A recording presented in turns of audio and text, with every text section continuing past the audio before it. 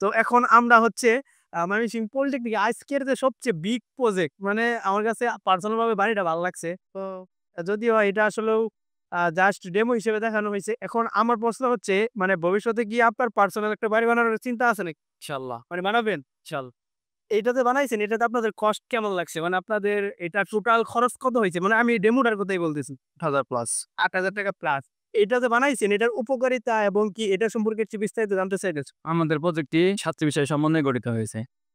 বিশেষ করে আমাদের সবচেয়ে গুরুত্বপূর্ণ উদ্ভাবন হচ্ছে এলআরবি ফাউন্ডেশন বা রাবার বেস ফাউন্ডেশন। এটা হচ্ছে ভূমিকম্পের সময় যখন কম্পনের সৃষ্টি হয়, তখন সেই কম্পনটা এই এলআরবি ফাউন্ডেশন শোষণ করে নিবে। তখন ভূমিকম্পের যে কম্পনটা সেটা কাঠামোর উপরে পৃষ্ঠে খুবই নগণ্য পরিমাণে পৌঁছাবে। আচ্ছা, এটা আসলেও বানাইতে কয়দিন লাগছে? এটা কিন্তু দেখতে অনেক সুন্দর লাগতেছে। এই একটা জ্বালানা বানাতে কমসে কম ৩ থেকে ৪ ঘন্টা সময় লাগে। ও আচ্ছা, এখানে কয়জন যুক্ত আছেন এই প্রজেক্টে কিছু? জন।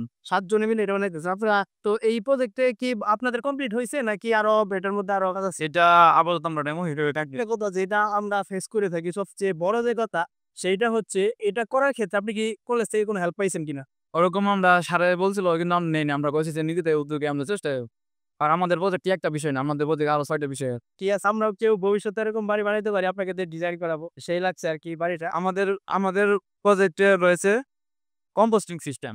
বাড়িঘরের জৈব বর্জ্য যেগুলো পচনশীল, সেই পচনশীল জৈব বর্জ্যকে আবদ্ধতা বজায় রেখে কিছুদিন রেখে এগুলোকে জৈব সার হিসেবে তৈরি করে আমাদের বাগানের গাছপালা প্লাস হচ্ছে বারান্দার গাছপালা এগুলোতে ব্যবহার করতে পারব। আর আমরা ছাদের যে পানিটা হবে, সেই পানিটাকে আমরা সংগ্রহ করে সেটা আমাদের যে বাগান আছে, বাগানের পানি গাছেতে পানি দেওয়ার জন্য এবং জরুরিকালীন সময়ে অগ্নি নির্বাপনের জন্য যেন ব্যবহার করতে পারি। এইটার আসলেও যে ফেসিলিটিস গুলা বা এটার যে লাভগুলা এরকম ভাবে বিল্ডিং তৈরি করলে একজন মানে বিল্ডিং যে তৈরি করবে ওনার উপকারী তাই।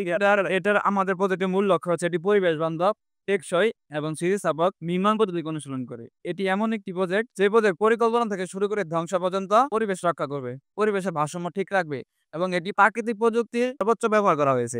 এইটা একটু আমি আশা করব, হ্যাঁ, আমি দেখার জিনিস।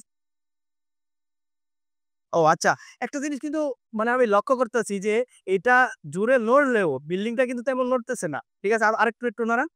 হ্যাঁ, দেখেন মানে এটা কিন্তু ওই অনুযায়ী বিল্ডিংটা যদি বাস্তবিক কক্ষে এখানে থাকে তাহলে এটা অনেক লোড দিবে। কেন নড়বে? তখন এটা নড়বে না।